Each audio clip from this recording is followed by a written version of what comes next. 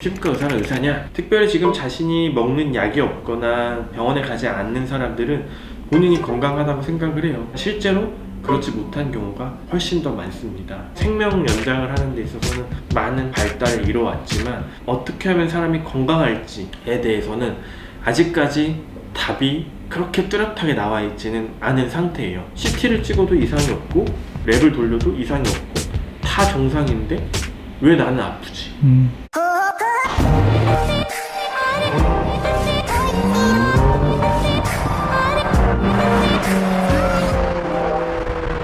네, 안녕하세요 여러분. 오프라이드 우가나입니다. 저희 채널에서 다양한 주제를 가지고 이제 보고 계시겠지만은 오늘의 주제는 바로 건강과 장수 이야기입니다. 저는 의사의 입장 그리고 의학을 공부한 사람의 입장에서 이런 이야기를 시작해 볼까 합니다.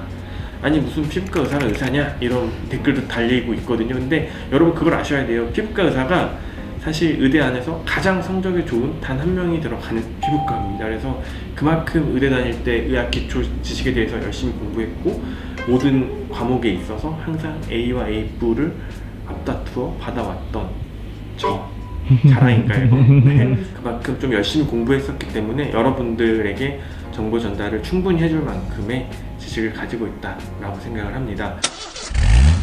쫑PD 건강한가요? 특별히 아픈 데 있어요?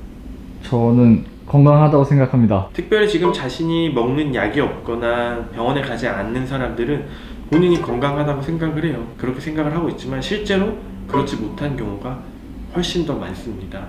현대의학을 공부한 의사의 입장으로서 쭉 지금까지 병원에서 환자를 진단하고 치료하는 과정을 보면은 이게 정말 맞는 과정인가라는 의구심이 들 때가 있어요. 이를테면 우리가 세균에 감염됐을 때 우리가 항생제를 써야 되죠. 하지만 그 항생제가 결국에는 우리 몸에 있는 밸런스를 깨트리는 역할을 할 수도 있단 말이죠. 사람에 따라서 100%는 아니에요. 그래서 현대의학은 사람이 죽고 사는 문제, 사람을 살리고 생명 연장을 하는 데 있어서는 굉장히 많은 발전과 발달을 이뤄왔지만 과연 어떻게 하면 사람이 건강할지에 대해서는 아직까지 답이 그렇게 뚜렷하게 나와 있지는 않은 상태예요.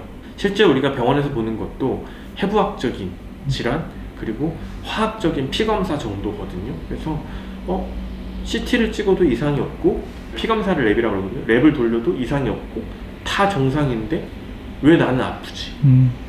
이런 분들이 아직도 되게 많아요. 실제로 되게 많고 파헤치지 못하는 질환과 질병들 그리고 그게 정말 올바른 치료법인지에 대해서 저 역시도 의구심이 있습니다.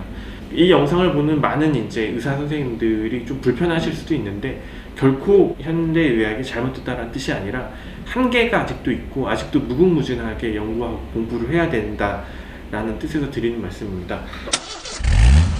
제가 지금 15년째 먹고 있는 약이 있어요, 여러분. 메살라진이라는 성분의 약이고요. 저는 지금 이걸 하루에 2알에서 4알 정도 15년째 먹고 있습니다.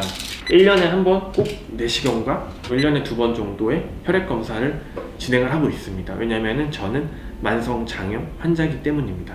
20살 때까지 굉장히 건강했거든요. 어릴 때부터 되게 건강했는데 항상 배앓이를 좀 자주 하곤 했어요. 어릴 때 배앓이를 자주 하곤 했는데 의사가 되기 위해서 의대를 들어갔는데 어느 날 갑자기 제가 아픈 거예요.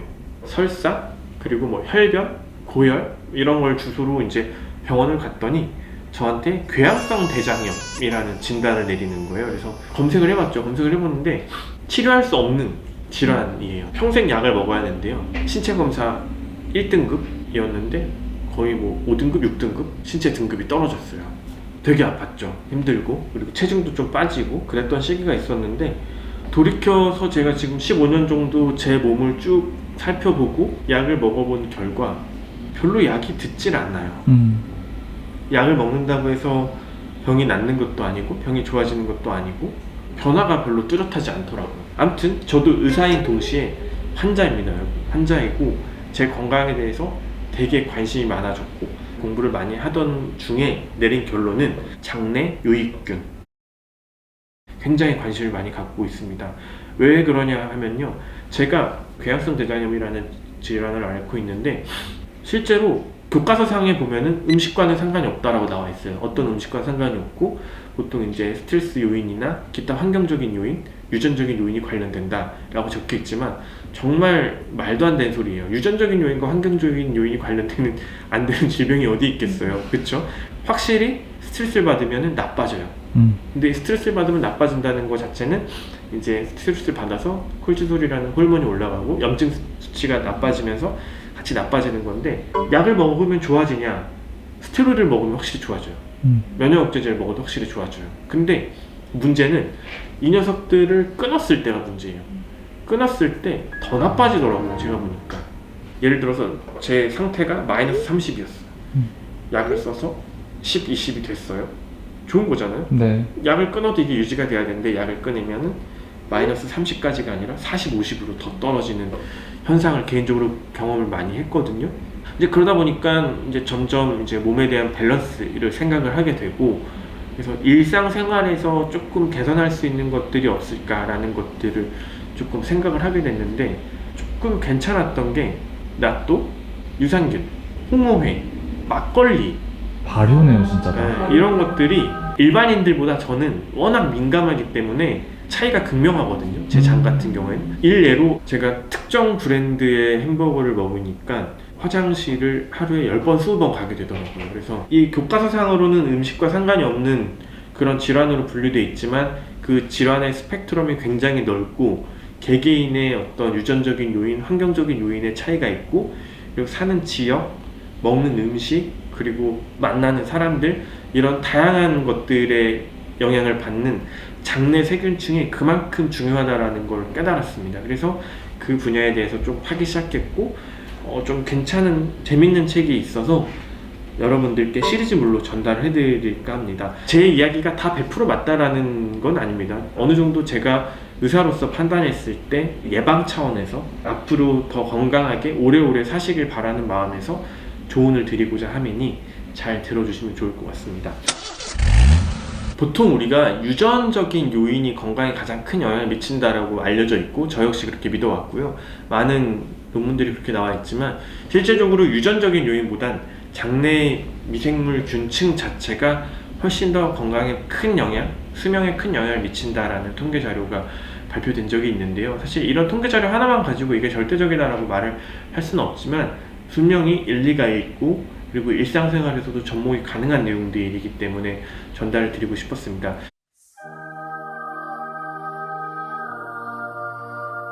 장수한 사람들 있잖아요. 뭐 100살 이상 사는 사람들을 연구해 봤더니 그 사람들은 실제적으로 장기도 건강하고 근육도 손실이 거의 없고 굉장히 건강한 삶을 살았는데, 그 사람들 장 속을 살펴보면요, 루미노코카시에라는 세균종, 그리고 아크노스피레스에라는 균종, 그리고 박테로이데스라는 이런 특정 박테리아들이, 장내 세균층들이 일반인에 비해서 현저하게 많게 보고가 되고 있습니다. 근데 이런 세균들은 나이가 들면서 점점 감소하는 장내 유익균들이거든요. 근데 장수하는 사람들은 이것이 감소하지 않았다. 이런 장내 유익균이 우리 몸에서 하는 일은 음식물을 소화하는 일, 비타민과 미네랄, 그리고 폴리페놀, 호르몬, 단백질, 이런 굉장히 유용한 물질들을 많이 생성해내는 그런 일들을 하는 세균들입니다.